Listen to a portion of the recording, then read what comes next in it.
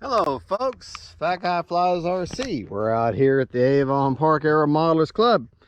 Going to take up the OMP Bighorn. Gonna have a little bit of fun with them. Make sure I got my ailerons trimmed out right. Looks like they're good. Now hold on, make sure they look even. That looks about right. Running mid rates right now.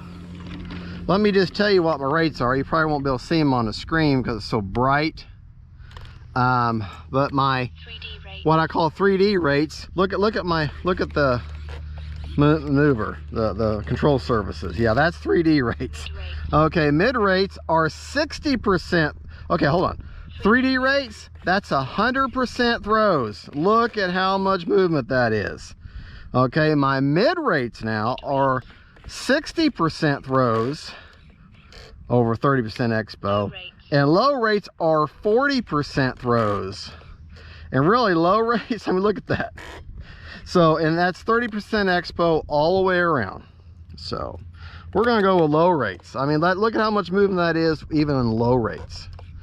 So I'm looking at the wing on the part, you might won't be able to see it on the screen, but there's dust all over that wing on the so that just tells me how long it's been since I have flown this plane. All right, right aileron, left aileron, up elevator, down elevator, right rudder, left rudder. No need for takeoff flaps. I got a little bit of a breeze. They're gonna cut her off there and see what she does. All right. Now, my receiver in this plane is a AR620 antennaless receiver.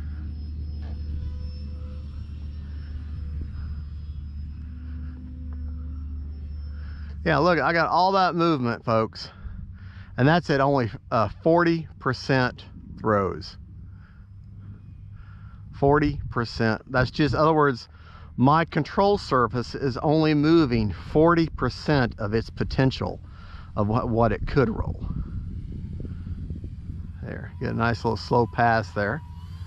All right. Landing flaps. There, our landing flaps in, kind of ride the wind a little bit. Flaps up. There, take the flaps out. Time remaining 5 minutes. A little bit of a knife edge there. Really nice knife edge, really. All right.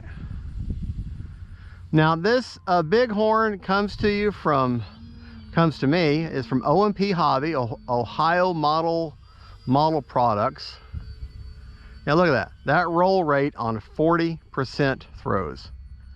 That is phenomenal. But like I said, no kind of gyro or stabilization of any type. Just an AR620. Cruiser on 3-cell bird. I've got a Turnigy 3000 Landing flaps. in her.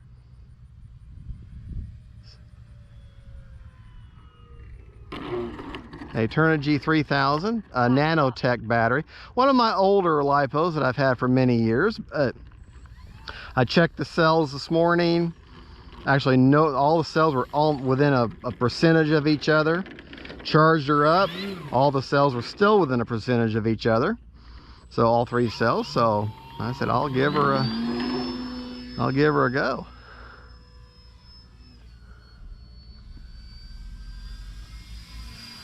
Cruise along half throttle right now.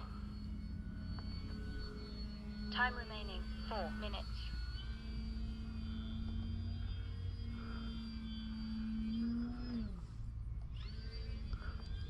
Whoa. Wow. All right, let's land her this time with no flaps. I'll take her out a little further out and bring her in, try to bleed off some of that speed. Okay.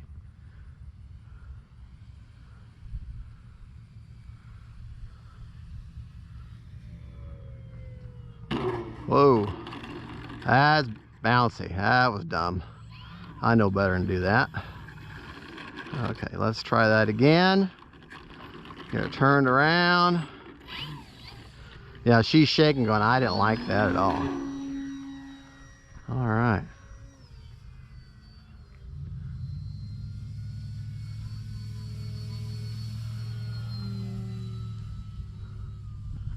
All right, let's get her turned around here. Folks, you can go out and you can do all the tricks in the world. Get up in the sky, get her 3 mistakes high, you know, and have all the fun you want in the sky. But right here, taking off and landing, that is the skill that needs to be the most second nature, the most hardened, driven in, drilled into your brain skill that you can have. And that's one of the reasons why, you know, I go up there and I do a knife edge, I flip around, do a couple rolls. But I mainly like to concentrate on my landings and my takeoffs, because that's the 2 most essential skills you have. Time remaining. Because you got to remember, taking off is always optional. Landing, mandatory. You're going to land no matter what. No matter what, you're landing. Landing flaps.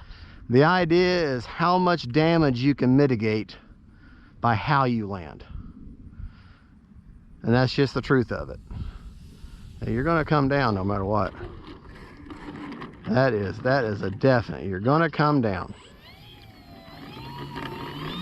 Because all landings are crashes. They're just controlled crashes. I mean, I can get up here and play around, you know, and do rolls and tricks and all that I want. You know, do snap rolls and things. And that's fine and dandy. Those are fun to do. Those are crowd pleasers, you know. But the skill that you need to work on the most is your landings. And a good way to practice your landings, especially with a plane that, like warbirds or planes that you know are prone to give you a lot of bounce, try do your slow passes, you know, touch and goes. That is probably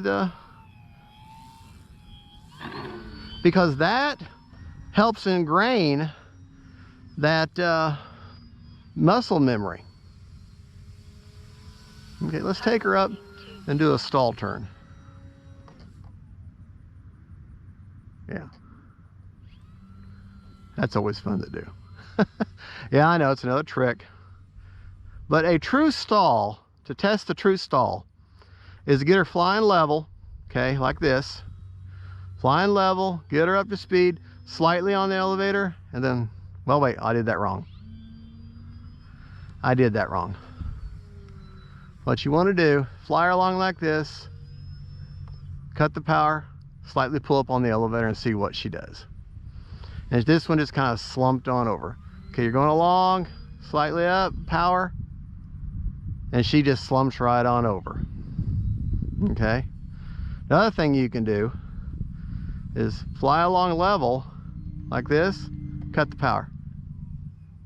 And see, that's where the wind turned her there.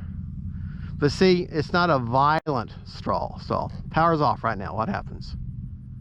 Okay, she just slumps on right on over. Very predictable. Okay.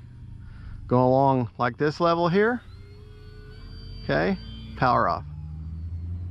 The wind's over there, so it kind of pushed her over a little bit.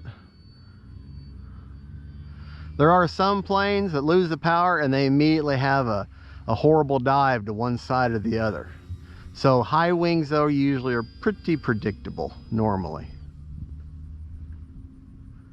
All right, let's go back to our landing. A little bit of elevator in a little bit of rudder in my turn there, keeping my wings level, coming in nice and level. Okay. There. All right. Still got a minute left. Let's do a nice little takeoff here. Time remaining 1 minute. All right. Like I said, I'm running a Turnigy 3000 3S, 3000 milliamp. with a 25 to 55C discharge. What's that'll burst and give you. All right, flaps in this time. Have a little bit of throttle. There. All right. There we go, folks. That is the OMP Hobby Bighorn. Flaps up. We flew for 4 minutes and actually, no, 5 minutes and 30 seconds. All right. And what do you want to hear? Motor off. Motor off. That's right. Okay. Now, to show you a few of the features on this plane, motor's off. Right here, there's your access to your receiver and your controls, your wires and everything. A very strong magnetic battery or receiver hatch. Nice tongue and groove, strong rare earth magnets holds the battery hatch in. This, that's where I've got the AR620 antenna-less receiver. There's my Nanotech 3000 right there. Let's see what kind of juice we got in the tank. Or GB Linden's like to say, what kind of gas we got in the tank. Take that out of there. Battery is slightly warm, flew almost 6 minutes. And 38%, that's a wonderful storage rate. That, I tell you, you want to get your batteries to storage rate and to keep them at storage rate, and the most fun, best way to get them there is not to use a discharger, but to fly them. Use them at the field if you can. Okay, well there you go. Got me a little strip of Velcro that came with it. And that is just a really good looking bird. I want to say these are about, I think they're $289, $279, plug and play. This can be a very incredible 3D plane with the way the throws can be. Be a nice stable flyer if you really tame her down and limit your throws. But she's got a lot of potential. Just a good looking bird, balsam pine, nice and light, can really take a beating, and just a good looking bird. They come in 3 different color schemes. I like the green one. The blue one looks good too, and there's a red one. Well, there you go, folks. One thing you might want to do is put a little bit, these tires are kind of hard. A little Allen wrench will take that off. You could put a bigger, more of a Tundra softer tire on there if you wanted to. There's definitely room for it. Maybe buy some timber tires to put on there. But there you go, folks. Y'all have a good, and don't forget to like and subscribe, and don't forget, faith, family, and friends, and them planes. Bye, y'all.